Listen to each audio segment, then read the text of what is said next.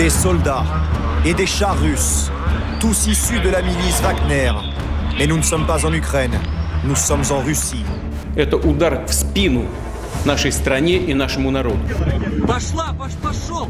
А он еще и ловушка! Notre objectif n'était pas de renverser le pouvoir dans le pays. Я также понял, принято жестокое решение, оно и прозвучало под текстом выступления Путина – мочить. Я предложил Путину не торопиться. Bonjour à tous. À quoi joue Yevgeny Prigojine, le patron de Wagner ? Samedi, le chef des mercenaires a affirmé se rebeller contre l'état-major russe et a envoyé ses hommes vers Moscou avant de faire demi-tour. Pourquoi Prigojine a-t-il fait ça ? Que va-t-il arriver à lui et ses mercenaires ? Et quelles conséquences de tout ça pour Vladimir Poutine ? La situation est extrêmement confuse, alors on va essayer d'y voir un peu plus clair ensemble. C'est parti.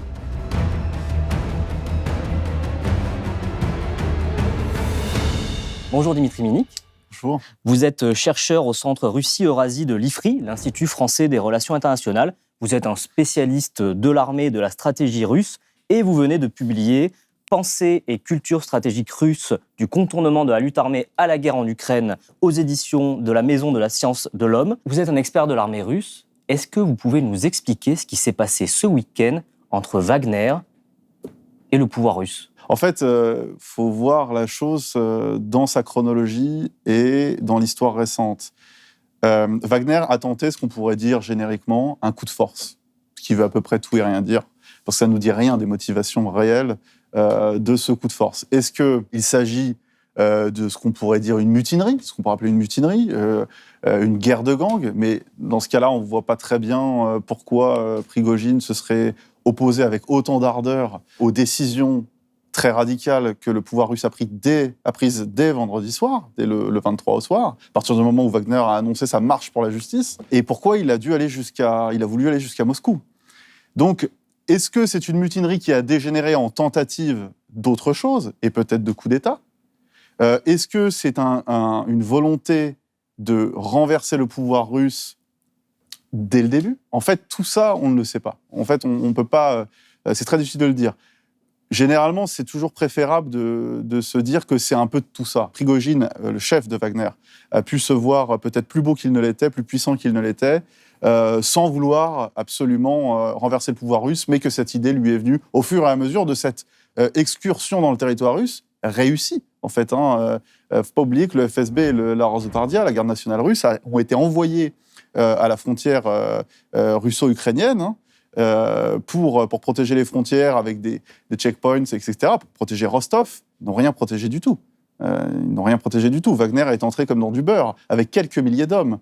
Le convoi a réussi à s'approcher à quelques centaines de kilomètres de Moscou. Tout à fait, à environ 200 kilomètres de Moscou. Sur le chemin, ils ont abattu environ 12 hélicoptères avec des systèmes Pantsir. Пошел! А он еще и ловушка! Ils ont tué plus de 12 pilotes russes, peut-être d'autres morts, on l'ignore à ce stade, mais c'est un événement complexe. Et dans ce type de moments, c'est vrai qu'on a tendance à vouloir trouver des explications extrêmement rationnelles, définitives, et extrêmement logiques. Bon, en fait, c'est l'histoire qui dira ce que Prigojine a vraiment voulu faire et tout. Là, on est dans le moment des discours et des narratifs, y compris des acteurs. Prigojine a repris la parole hier, il cherche à justifier son action, il est dans la préservation de son image. Il prétend avoir arrêté cette incursion, cette tentative de coup d'État, ou cette tentative de putsch, ou cette mutinerie ayant dégénéré en tentative de putsch, ou peu importe, ce coup de force, il prétend l'avoir arrêté pour éviter de verser le sang russe. Très intéressant. Vous remarquerez que Poutine, quand il s'est exprimé hier et qu'il a évoqué publiquement et ouvertement cette histoire, a utilisé le même argument. Et donc, dès le début de ces événements, sur ma décision directe, un certain nombre de mesures a été prises pour éviter le bain de sang, notamment pour laisser le temps à tous ceux qui ont commis l'erreur de se repentir. Il aurait, d'après lui, laissé le temps aux rebelles de prendre conscience de la folie de leur initiative. Et en fait, il aurait, d'après lui, laissé le temps aux rebelles de reprendre leurs esprits. Oui, parce que lundi soir, dans son adresse, il a fait une courte adresse à la nation, Vladimir Poutine, il a salué le patriotisme des combattants du groupe Wagner, restés fidèles et loyaux. 2 jours après la tentative de rébellion. Oui, là, on voit bien que c'est une tentative de séparer les leaders de Wagner et les hommes dont il peut avoir besoin. Ce sont des gens qui ont une certaine expérience dans des actions de combat, qui l'ont montré encore ce week-end contre le pouvoir russe. Malgré tout, voilà, on ignore encore si vous voulez, Prigojine sera... si le pouvoir russe cherchera à s'en débarrasser définitivement, si les poursuites sont vraiment annulées. Tout ça, voilà, c'est encore assez flou. En revanche, ce qui est sûr, c'est que la force de Wagner, en elle-même, elle va être disloquée. Une partie est autorisée à aller rejoindre Prigojine en Biélorussie. Bon. L'autre partie, on pourra l'évoquer plus tard, ça, mais l'autre partie est invitée à signer un contrat si elle le désire, avec le ministère de la Défense, et une autre partie à faire ce qu'elle veut, quoi. Voilà, c'est une sorte de liberté qui est donnée. C'est-à-dire, le moment où Prigojine dit « j'arrête », on ne sait pas ce qui s'est vraiment négocié. On sait que très probablement qu'il y avait Loukachenko, car les deux acteurs le reconnaissent, à la fois Prigojine et Poutine. Poutine a remercié le président biélorusse Loukachenko hier, publiquement, officiellement. Я также понял, принято жестокое решение, оно и прозвучало под текстом выступления Путина – мочить. Я предложил Путину не торопиться. Давай, говорю, поговорим с Пригожиным, с командирами его. Après, voilà, les termes de la négociation, les enjeux de la négociation, c'est difficile à savoir. C'est difficile à savoir. Ce qui est sûr, c'est que Poutine a été incapable d'assurer l'ordre. La capacité de contrôle de l'État russe, elle est constamment projetée, elle est fantasmée, elle est constamment spectacularisée par le pouvoir lui-même. En fait, on voit bien que c'est en partie une coquille vide. Alors, c'est en partie une coquille vide parce que c'était Wagner en face. Que Wagner n'est pas une armée étrangère pour les Russes. Les agents du FSB, les gens de la garde nationale qui sont arrivés... Wagner, c'est pas l'armée américaine. Hein. Il ne pouvait pas avoir le même rapport à Wagner, ne pouvait pas lutter de la même manière. Populaires. C'est-à-dire que Wagner, auprès des forces de sécurité, des forces de l'armée régulière, ils ont une certaine réputation qu'ils ont cultivée, que Wagner a su cultiver, que Prigojine a su cultiver, en se faisant passer pour une force au service absolu des intérêts supérieurs de la Russie, hein, je dis bien prétendus intérêts supérieurs, en allant en Afrique, en allant au Moyen-Orient, en Syrie, peut-être aussi en Libye, en allant en Ukraine. Donc voilà, une sorte de bras armé ultra fidèle au pouvoir central, mais qui, se serait senti trahi et qui se serait rendu compte de la trahison du pouvoir central envers les soldats russes, l'armée russe, Wagner lui-même. Et là, ça nous amène à une réflexion beaucoup plus profonde et aux motivations de Prigojine. Prigojine, il n'est pas qu'un acteur, on parle de guerre de gang, de mutinerie pour une répartition des richesses. Oui, tout ça est sûrement possible, c'était sûrement le cas. Mais limiter cette opération qui a fini en marche sur Moscou à une guerre de gang ou une mutinerie, me semble, compte tenu des éléments qu'on peut avoir, assez limité. Il ne faut pas oublier que Prigojine a porté un discours politique. Il a surtout montré qu'il était un acteur, jusqu'ici, un serviteur de Moscou, un businessman, un entrepreneur. On peut appeler ça un entrepreneur d'influence. Bon, voilà, il y a une volonté à la fois de préserver une indépendance, au moins une autonomie très importante financière, matérielle. Mais le problème, c'est qu'on n'en est plus au Prigojine de 2021. Ça, c'était le Prigojine d'avant. Le Prigojine de 2022-2023 est un peu différent. C'est-à-dire que, sans être totalement étranger à ce qu'il était, il y a une inflexion. Prigojine a porté un discours politique. У нас нехватка боеприпасов 70%! Шойгу! Герасимов! Где боеприпасы? Посмотрите на них, Вот это вот парни ЧВК «Вагнер», которые погибли сегодня. Еще кровь свежая. Sur le discours développé par Prigojine là, depuis plusieurs mois. Parce qu'en fait, là, on a cette marche, c'est le point culminant d'une dégradation, en tout cas dans le discours des relations entre le chef de Wagner et l'état-major russe. Et il a communiqué abondamment en se plaçant du côté de ces hommes qui étaient envoyés au massacre, à Bakhmout, et que lui, il était sur le front pendant que l'état-major russe faisait n'importe quoi. C'est ce qu'il lui a dit.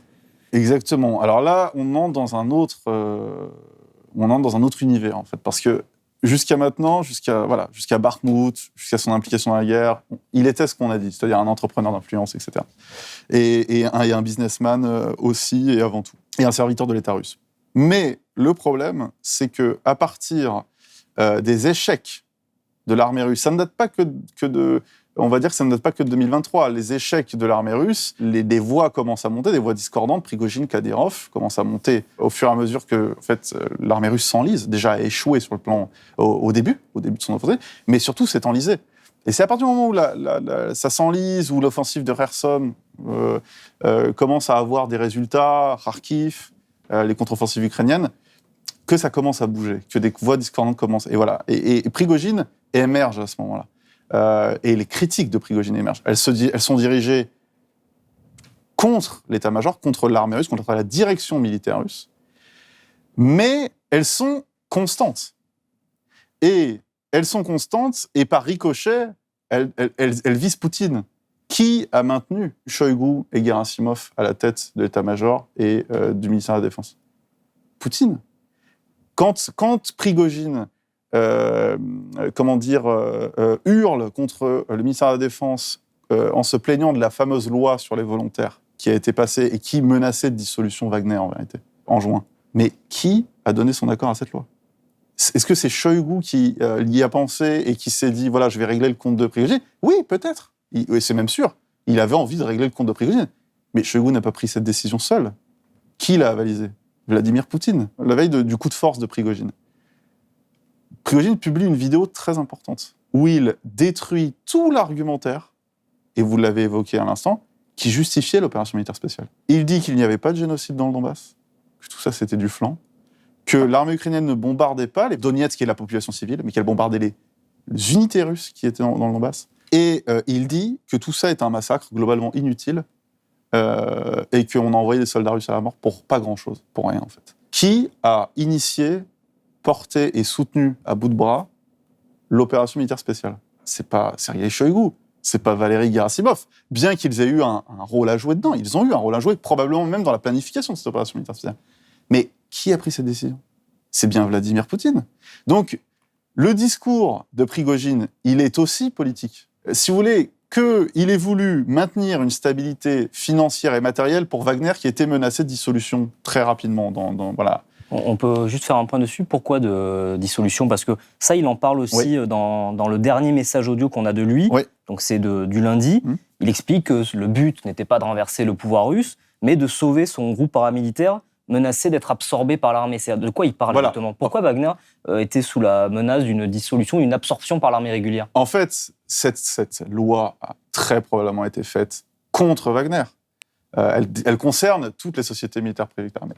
Elle a été probablement faite contre Wagner. C'est simple. Wagner était une entité autonome, mais pas indépendante, très liée à l'état-major russe, notamment au GRU, enfin au pouvoir russe en général. Mais le contrat était signé avec Wagner. Le contrat des Wagnériens était signé avec Wagner, il n'était pas signé avec le ministère de la Défense, car le but de Wagner à la base, c'était de pouvoir déstabiliser. Wagner a été créé par le pouvoir russe pour déstabiliser des États étrangers et pour, ça c'est toute la pensée avec stratégique russe, à la fois les CMP, ce qu'on appelle les sociétés militaires privées, compagnies militaires privées, elles ont été pensées à la fois pour déstabiliser des États étrangers et comme force d'appoint dans des opérations armées intenses, courtes, contre des voisins si possible. Voilà. Si vous voulez, Wagner, le but était quand même de pouvoir dénier toute implication de l'État russe. C'était quand même ça sa première utilité. Et donc, que les Wagnériens ne citent pas de contrat avec l'État russe. Là, Prigojine s'est tellement opposé au pouvoir russe. Le ministère de la Défense, c'est le pouvoir russe. C'est pas... le ministère de la Défense, c'est pas une association de vétérans à la retraite. C'est le pouvoir russe. Il s'est tellement opposé au ministère de la Défense qu'ils ont décidé, tout simplement, que les Wagnériens devront signer, sans le dire ouvertement, mais c'est ça que ça voulait dire, devront signer un contrat avec le ministère de la Défense. Donc c'est une manière, en fait, de s'accaparer, d'intégrer Wagner à l'armée russe. Prigojine l'a refusé. Il raconte, et ça c'est lui qui le dit, qu'il a fait des sondages, qu'il a discuté avec les commandants de Wagner, qu'il y a eu un conseil d'ailleurs avant de lancer son opération armée. Il parlait de conseil des commandants de Wagner qui ont décidé d'eux. Il a dit que, il y avait que 1 ou 2% de Wagnériens qui avaient accepté de signer un contrat avec le ministère de la Défense et que tous les autres n'étaient pas d'accord. Et donc, il soutenait son armée. Ça, c'est son discours depuis très longtemps, en fait. Et puis, on le comprend, d'ailleurs. Il voulait préserver son outil à la fois d'influence, mais aussi de capacité de captation de ressources. Wagner, c'est ça aussi. Donc, il voulait en assurer la stabilité financière, matérielle, etc. et légale. Ça ne s'est pas bien terminé. Hein. Il a fini par, en fait, obtenir la dissolution de Wagner. Enfin, Wagner va être séparé en plusieurs types de forces. En fait, certains vont signer des contrats, d'autres vont rejoindre Prigojine, etc. Donc, il a globalement un peu échoué dans cette entreprise. Mais le fait est que quand il décide de lancer sa fameuse marche pour la justice, il dit « ce n'est pas un coup d'État, c'est une marche pour la justice ». D'accord ? Donc, il nomme son action. Très bien. Bon. Quand il dit ça, le pouvoir russe, Vladimir Poutine, qu'il a presque jamais nommé Prigojine, il ne nomme jamais vrai. Il a toujours attaqué le ministère de la Défense et il a aussi, pardonnez-moi l'expression, traité Poutine indirectement, enfin de manière très ambiguë, de connard de grand-père.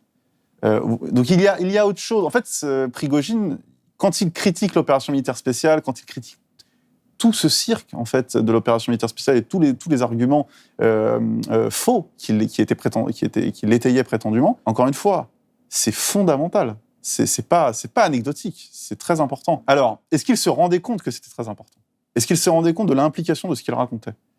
L'histoire le dira. Toujours est-il que quand il décide cette marche pour la justice, le pouvoir russe a explicitement pris des mesures, toutes les mesures, son porte-parole l'a dit, pour lutter contre cette sorte d'insurrection naissante. Prigojine n'a pas dit... Prigojine a persisté. Il a dit... il a rien dit, mais enfin, il a continué. Ensuite, le lendemain matin, quand Poutine appelle à châtier les traîtres, globalement, Prigojine n'a pas dit pardon ou quoi. Prigojine a dit « nous ne nous rendrons pas, ni au FSB, ni à personne d'autre ». Il a marché sur Moscou. Où était-il déjà en train de le faire, d'ailleurs ? Ça serait intéressant à étudier, à vérifier. Donc, on voit bien qu'il y avait quelque chose d'un peu politique chez lui. La question, c'est, est-ce que cette dimension politique de son discours et de son action, on ne marche pas à Moscou pour obtenir des munitions ou pour obtenir un... Est-ce que c'est... ça paraît très disproportionné, même s'il ne faut pas l'exclure. Mais le fait est que est-ce que cette dimension politique chez lui, elle était en fait un habillage superficiel ? Est-ce que c'était en fait presque une façon de mettre la pression sur le pouvoir russe pour lui donner gain de cause ? Ou est-ce que ça avait une dimension profonde ? Sincère peut-être. Sincère, fondamentale, etc. Est-ce que ça a commencé... Vous voyez, là, il y a plein de scénarios. Est-ce que ça a commencé comme une mutinerie ? Et en fait, vu la réussite de ce coup de force, il s'est dit mais en fait, c'est peut-être possible de faire quelque chose de plus grand. Sauf qu'au dernier moment, il a reculé. Sauf qu'au dernier moment, il recule et on ignore pourquoi. Ou est-ce que dès le début, il se voit beaucoup plus beau qu'il ne l'est, beaucoup plus grand, quoique il a quand même avancé jusqu'à Moscou avec certes peu d'hommes, mais il a avancé jusqu'à Moscou avec réussite. Est-ce qu'il s'est dit pourquoi pas faire quelque chose, en fait ? Quitte à assurer notre survie et quitte à avoir dit tout ce que j'ai dit, pourquoi ne pas aller jusqu'au bout ? Voilà, tous ces scénarios sont assez plausibles, en vérité. Il y a un dernier scénario qu'on a vu apparaître sur les réseaux sociaux depuis ce week-end. C'est le mot Mashkirovka. C'est du prix militaire à la russe. C'est que c'est tellement surprenant ce qui s'est passé, c'est tellement étonnant qu'il ait pu avancer comme ça, sans opposition, que beaucoup de gens ont émis l'hypothèse que tout ça était une vaste du prix. Alors, dans quel but, on ne sait pas, peut-être pour redéployer Wagner en Biélorussie. Est-ce que c'est crédible, ça, que tout ça soit une sorte de théâtre ? Alors, non, c'est absolument pas crédible. En fait, ça me fait penser à ceux qui nous expliquaient que le génie Poutine avait sonné la retraite autour de Kiev en mars 2022, et que parce que tout ça était prévu, parce que c'était selon le plan. Vous vous souvenez ? Bon, ça me fait penser que c'était une feinte. Voilà. En fait, l'attaque sur Kiev était une feinte. Bon, c'est pas sérieux. Rien n'étaye ce type de scénario. Et en vérité, il est préférable, quand on a si peu d'éléments sûrs il est préférable de comment dire, d'accorder un intérêt à ce qui paraît le plus simple, le plus plausible. Généralement, les plans, les billards à 12 bandes, c'est pas ce qui réussit le mieux dans l'histoire, et on en a peu vu, en fait. Hein. Même des gens qui y croyaient à des plans, à des billards à 12 bandes. Je vois pas l'intérêt d'humilier... Parce que, en fait, le sous-entendu de tout ça, c'est que Poutine est derrière ça. Oui. Encore une fois, Poutine est à la manœuvre. J'aimerais bien savoir... quel intérêt il avait à s'humilier, parce que Poutine est sorti humilié de cette histoire. Prigojine a déposé symboliquement Poutine. Il a montré que le roi était nu. Quel intérêt Poutine avait-il à faire ça? Et moi, je crois que c'est tout l'inverse. Je pense que Poutine a été extrêmement... je ne sais pas s'il a été surpris, d'ailleurs. Ce serait intéressant à savoir, parce que est-ce que ses renseignements lui avaient dit qu'il se passerait sûrement quelque chose? Je sais pas, l'armée de Wagner, ils sont 25 000 en tout, ils sont quelques milliers à s'être déplacés jusqu'à Rostov, etc. Il y a eu des déplacements, il y a eu de la logistique. Tout ça, ça s'est préparé, hein. C'est pas un coup de tête comme ça. D'après certains médias américains, les renseignements américains étaient au courant depuis 15 jours. Voilà, ça se préparait. Voilà. Donc il y a eu des préparatifs, il y a eu une préparation. Et comment les renseignements russes pouvaient ne pas être au courant? Ah, mais vous savez, les renseignements russes, c'est une grande, comment dire, c'est une longue histoire, si j'ose dire. En fait, ils nous ont montré depuis le début du conflit qu'ils avaient beaucoup échoué. Au moment du lancement de l'opération militaire spéciale, je vous rappelle que d'après le FSB, notamment parce qu'il y a beaucoup de services de renseignement, c'est difficile de dire les renseignements russes, le FSB s'était prononcé et avait prétendu qu'il n'y aurait pas de problème pour l'armée russe en Ukraine, que l'armée russe serait accueillie. Et c'est ce que montrent d'ailleurs les forces engagées et la manière avec laquelle elles ont été engagées, montrent bien qu'ils avaient comme a priori ça. Un a priori évidemment démenti très vite par la réalité. Au moment de Kharkiv, les renseignements, là, militaires et à plus petit niveau, ils n'ont rien vu. Il y a une préparation à Kharkiv des troupes ukrainiennes. Ils n'ont rien vu. Est-ce que c'est un problème de renseignement technique, de renseignement humain, donc autrement dit de capacité de collecte du renseignement, ou est-ce que c'est une capacité, une faille dans l'interprétation du renseignement? C'est probablement un peu des deux. L'histoire du KGB nous montre, je conseille aux auditeurs de lire, au-delà de mon livre bien sûr, en plus de mon livre, un excellent livre de Christopher Andrew, l'historien britannique, sur le KGB, sur les archives Mitrokhin, la manière dont le KGB gérait ses opérations, la manière dont il voyait le monde, leurs croyances, leurs perceptions. Et il dit en introduction, j'avoue avoir été très étonné, très surpris de voir à quel point le complotisme, le complot, était présent dans leur esprit. Autrement dit, le manque d'objectivité. Et ça, c'est quelque chose qu'on retrouve dans les élites militaires russes, dans les élites politico-militaires russes. Dans le livre, vous verrez que j'étudie plusieurs dizaines de discours politiques, pas que du discours militaire. L'idée était aussi d'allier les deux. Ces gens ont à peu près la même vision. Donc en fait, Poutine s'est laissé berner par des gens qui se sont aussi laissés berner, parce que tous ces gens partagent à peu près les mêmes modes de pensée, à peu près les mêmes croyances, ne sont pas toujours d'accord sur la stratégie adoptée, mais ne remettent jamais en cause leur vision de fond. L'Occident veut nous tuer, la Russie, le monde est hostile à la Russie par principe. Il y a une tendance à penser que le hasard n'existe pas, que l'autonomie de l'individu n'existe pas, etc. C'est pas forcément formulé tel quel, mais c'est ce que leurs analyses montrent, leur vision du monde, leur perception du monde. Donc là, voilà, une faille dans le renseignement, ils n'ont pas pu voir ce que Prigojine allait faire. Voilà. Et puis, en même temps, on a envie de dire que c'est compliqué aussi de prendre des mesures, que le Kremlin prenne des mesures officiellement, avant même que ça se passe. Il y a aussi ce problème-là. C'est-à-dire, pourquoi aller passer le Kremlin? C'est-à-dire, quelle image allait-il renvoyer? Aurait-il renvoyé s'il avait fait ça? C'était aussi compliqué. Donc, il faut prendre tout ça en compte. À la fois, faille du renseignement, possible, en même temps, donc technique ou d'interprétation, en même temps, gestion du temps politique pour le Kremlin. C'est toujours important de savoir qui a été l'agresseur et qui a été l'agressé. D'ailleurs, Prigojine ne s'y trompe pas, car quelle est sa justification pour ce coup de force? Wagner l'a dissous, mais surtout, c'est pas ça qu'il dit. Il dit, nous, en fait, on allait se rendre à Rostov tranquillement, il me semble qu'il dit le 30 juin, c'est juste que le ministère de la Défense nous a bombardé nos positions. Donc il y a eu 30 morts. C'est ce qu'il raconte. Il n'y a pas de source fiable, pour l'instant, qui le démontre. C'est ce qu'il raconte. C'est exactement ce qu'ont raconté les Russes juste avant d'envahir l'Ukraine dans le Donbass. Les Ukrainiens nous bombardent, nous allons répondre. Et ils ont bombardé des postes frontières et tout. On s'est rendu compte que tout ça était faux. Il a utilisé cette méthode, c'est-à-dire qu'il a dit « nous avons été agressés, voilà, et nous allons répondre ». La fameuse marche de la justice. Et maintenant, qu'est-ce qui va se passer pour l'homme, pour Prigojine, pour Wagner? Là, on ne sait pas exactement où il est. On ne sait pas. Est-ce qu'il peut, compte tenu, vous avez parlé d'une humiliation pour Vladimir Poutine, est-ce qu'il peut survivre à ça? Alors c'est intéressant parce que quand Prigojine décide d'arrêter, il continue à préserver son image. C'est très intéressant parce qu'on ne sait pas encore vraiment, je le répète, les termes de l'accord, de la négociation. On ne sait pas ce qui a été obtenu. Parce qu'à un moment, on parlait du fait qu'il n'y aurait aucune poursuite. Finalement, il y a des poursuites judiciaires contre lui. Il n'y a pas encore, honnêtement, il n'y a pas encore d'informations précises sourcées qui nous permettent de dire Prigojine est poursuivi, Prigojine ne sera pas poursuivi, les chefs de Wagner sont poursuivis, les chefs de Wagner... C'est pas encore assez clair. Ce qui est sûr, c'est que, pour un petit trait d'humour, mais qui a quand même sa vérité, ce qui est sûr, c'est que dans le deal, il n'y avait pas Prigojine doit arrêter de parler. Parce que Prigojine s'est exprimé hier. Donc, Prigojine reste une potentielle force de nuisance, quel que soit son degré et ses capacités.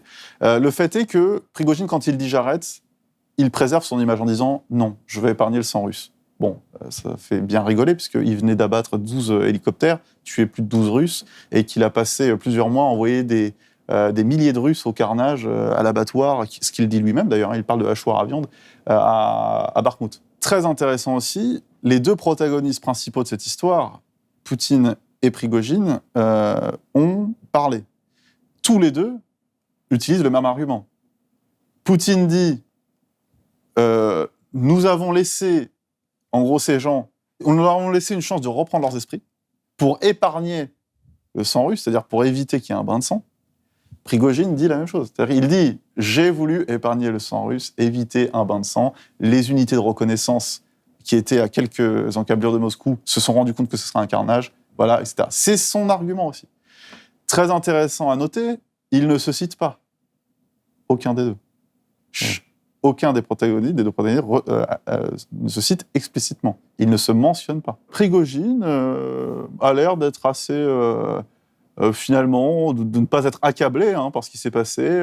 Il continue de critiquer le ministère de la Défense. Il prétend que sa démonstration de force a permis de démontrer que c'était possible. Vous voyez, des arguments un peu bizarres, un peu étranges, en continuant d'humilier le ministère. C'est un test grandeur nature. Voilà, c'est ça. Il explique qu'en fait, c'était une démonstration de force pour montrer qu'il était capable de faire ça, et puis pour montrer que voilà, l'armée russe, le ministère de la Défense était incapable de protéger, qu'il était vraiment incompétent, définitivement, quoi. Il dit, voilà, j'ai pris cette décision, premièrement parce que je ne voulais pas répandre le sang russe, je ne voulais pas d'effusion de sang, et surtout pas entre Russes. Le deuxième point, mais qui arrive en deuxième position seulement, très intéressant, c'est de dire, et de toute façon, je ne voulais pas renverser le gouvernement. Donc, la hiérarchie est très intéressante. Autre point connexe, il rappelle ce deuxième point, il le rappelle en conclusion, en disant « Je répète que je ne voulais pas renverser la présidence ou le gouvernement, mais il y a l'idée de légal et de légitimité, légitimement élu. Voilà, il y a cette idée, il le souligne bien. Donc intéressant, de vouloir insister là-dessus, absolument. Donc voilà, on est dans une phase où Prigojine se dit vainqueur, en fait, crie victoire, Poutine crie victoire de son côté. L'un a l'air plus serein que l'autre, honnêtement. Pour l'instant, on est sur des narratifs et des images. Ce qu'on voit, c'est que Prigojine va récupérer peut-être une partie de Wagner. On ne sait pas pourquoi réellement il est en Biélorussie. En même temps, on ne voit pas où il aurait pu aller d'autre si le deal était vraiment qu'il s'exile. C'était compliqué. Pour Loukachenko, c'est assez étonnant parce qu'en fait, c'est un levier de pression pour lui potentiel, si tant est qu'il veuille en utiliser contre Poutine, contre la Russie. Et que ce soit le cas ou pas, cette perception existera à Moscou. C'est-à-dire, Loukachenko a ces billes, que Loukachenko veuille l'utiliser ou pas, et qu'elles soient utilisables ou pas, car Prigojine et Wagner ont démontré à plusieurs reprises leur capacité et leur velléité d'indépendance. Le fait est que Poutine, lui, a fait des discours très anxieux. Quand Poutine appelle à chasser les traîtres samedi matin, alors que Wagner est en train de se balader en Russie et fonce vers Moscou, il invoque 1917. C'est très important à relever, ça. Et c'est un putsch en 1917. Lui, il a senti comme ça. Il n'a pas senti que c'était... il n'a pas senti que c'était pour demander des munitions et un peu de fuel. Voilà, lui, il a ressenti ça, à tort ou à raison, encore une fois. Il faut pas... on n'a pas encore assez d'éléments. Il a senti ça comme une potentielle déstabilisation très grave de son pouvoir. Car, je rappelle qu'en 1917, il y a eu 2 événements. Il y a eu le premier événement, au début, c'est des révoltes qui sont soutenues par l'armée. Une abdication du tsar et une ouverture à la démocratie, malheureusement trop brève, puisque après il y a le coup d'État des bolcheviks, qui arrive quelques mois plus tard. Mais en tout cas, cette période d'ouverture, c'est une grande ouverture à la démocratie, à la liberté d'expression, etc. Les bolcheviks s'occuperont de fermer cette parenthèse. Voilà. Mais c'est intéressant de voir dans quelle position se voit Poutine. En fait, il se voit comme un autocrate à la tête d'un pays dans une guerre mondiale qu'il est en train de perdre, car 1917, la Russie perdait la guerre, et qui est confronté à une rébellion de l'intérieur. Ça a fini en abdication, cette histoire, en 1917.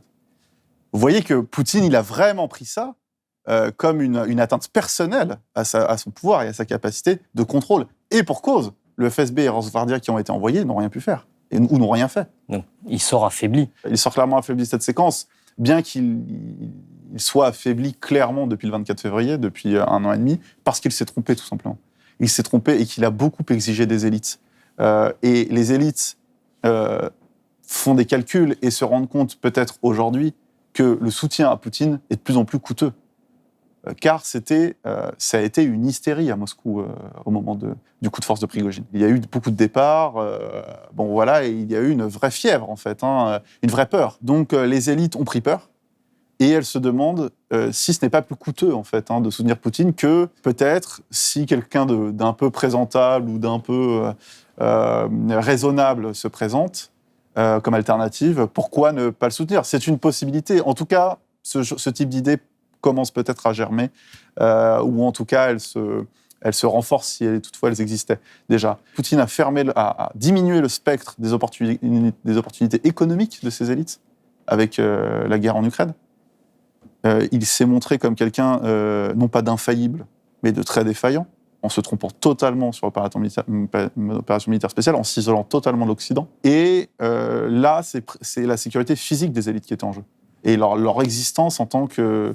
Voilà, leur existence même, pas seulement en tant qu'agent économique. Donc c'est tout ça. Là, c'est arrivé récemment, Poutine, hier, a fait un discours, on l'a vu, et ce matin, il réunit les services de sécurité pour leur parler solennellement. Voilà, c'est intéressant. Donc, est-ce qu'il faut s'attendre à un durcissement extrêmement dur du régime ? Ce durcissement, c'est une tendance du régime poutinien. Le 24 février, en fait, on peut considérer qu'il a aggravé cette tendance. Mais c'est une tendance qui existait. Navalny, les opposants politiques, qui, je le souligne par ailleurs, pour des faits bien moins graves, bien plus anodins qu'une tentative de renversement du pouvoir ou une rébellion ou une insurrection armée qui a fait fuir les gens de Moscou, ont eu beaucoup plus à craindre. Enfin, Poutine a été beaucoup plus impitoyable avec eux qu'avec Prigojine. Donc, c'est à souligner aussi. Et ça sera remarqué. Et cela sera remarqué, sûrement. Il y a un discrédit à la fois dans sa capacité à contrôler, dans sa capacité à protéger et dans sa capacité à prévoir. Merci beaucoup. Merci à vous, merci pour votre invitation. Voilà, cet entretien est à présent terminé. J'espère qu'il vous a appris des choses et qu'il vous a plu. Si c'est le cas, dites-le en commentaire. Et même si ce n'est pas le cas, dites-le aussi en commentaire. Il n'y a pas de problème. Vous pouvez nous suivre et vous abonner en activant la cloche pour ne rater aucune de nos productions. Et surtout, si vous le pouvez, soutenez-nous financièrement sur blast-info.fr. Nous dépendons de votre soutien pour continuer à travailler. À très bientôt.